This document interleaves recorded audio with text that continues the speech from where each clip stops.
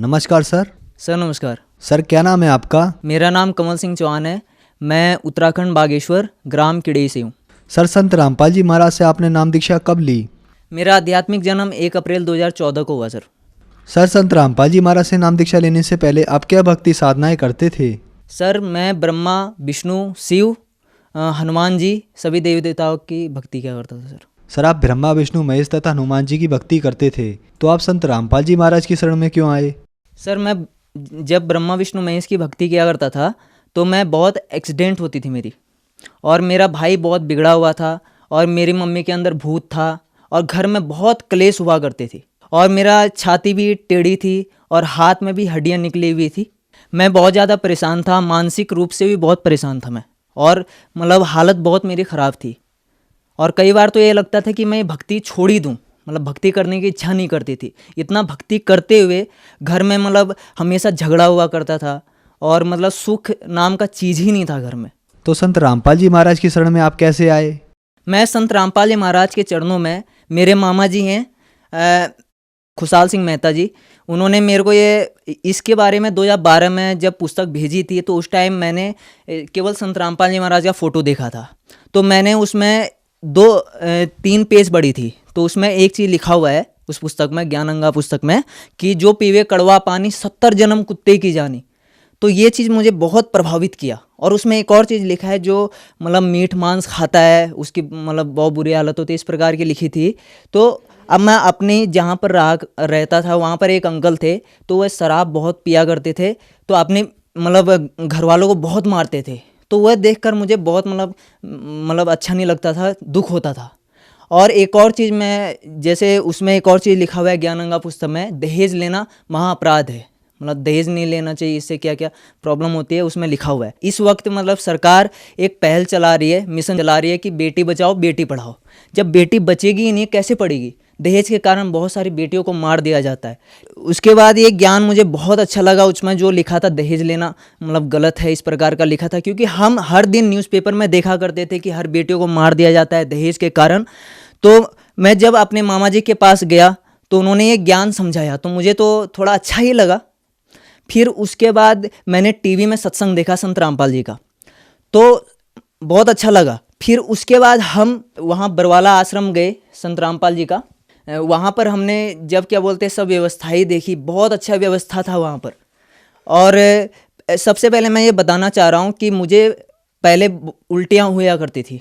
संत रामपाल जी महाराज के चरणों में आने से पहले बहुत उल्टियाँ हुआ करती थी। मैं बस से भी डरता था, मतलब उसमें चढ़ने से भी।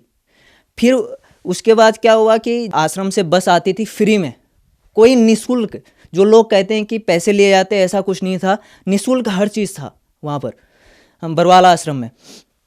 फिर जैसे ही मैं गाड़ी में बैठा तो उसके बाद मैंने खाली मन में ही बोला कि मुझे बहुत उल्टियाँ होती हैं, इस प्रकार का बोला कि मतलब आप कैसे इसमें चढ़ूँ इस बस में। तो फिर उसके बाद मुझे नींद आ गई बस में। फिर जैसे मैं आश्रम के बाहर उतरा, बरवाला आश्रम के बाहर, तो फिर जैसे मैं अंदर गया तो मतलब वहाँ सब व्यवस्थाएं देखी मैंने, बहुत अच्छा लगा, आश्रम भी देखा। फिर उसके बाद हम नामदान स्थल में गए तो उन्होंने जो नियम पढ़ाए, रियली में नियम बहुत अच्छे थे। तो फिर मैंने नामदान ले लिया, मेरे पिताजी और मैंने।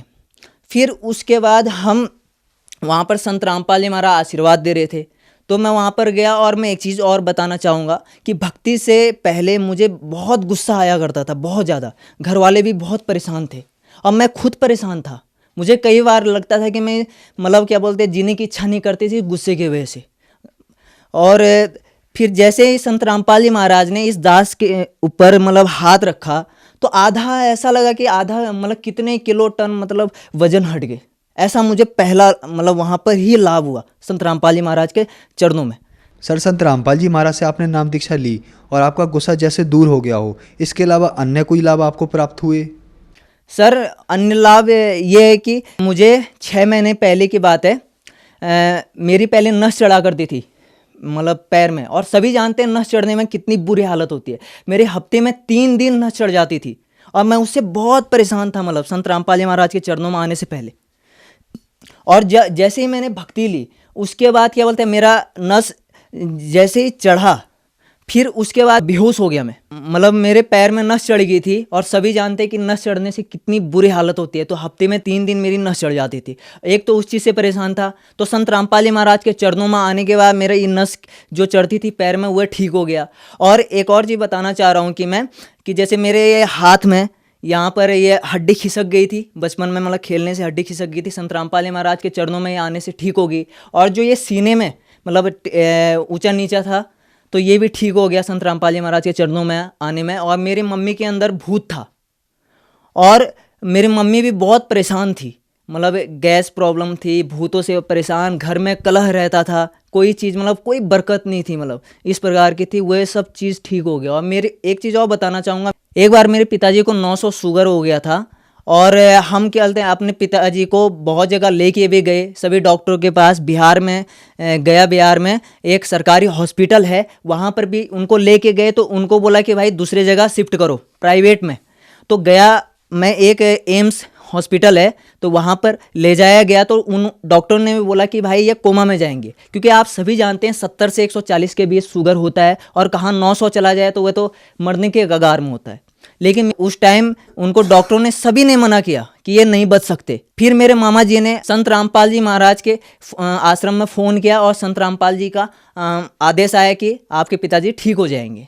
और फिर मैं भी यहाँ पर जब मुझे पता चला कि मेरे पिताजी को 900 शुगर हो गया तब मैं बहुत रोया और मैंने कहा संत रामपाल जी महाराज आप ही सब कुछ कर सकते हो, क्योंकि घर में मतलब सभी हम इस भक्ति में आ गए थे। जो लोग नहीं समझ पा रहे हैं, हम संत रामपाल जी महाराज की भक्ति में आए थे तो सच्ची चीज़ में हमेशा विरोध होता है, तो उसी प्रकार ये सब मतलब विरोध कर रहे थे।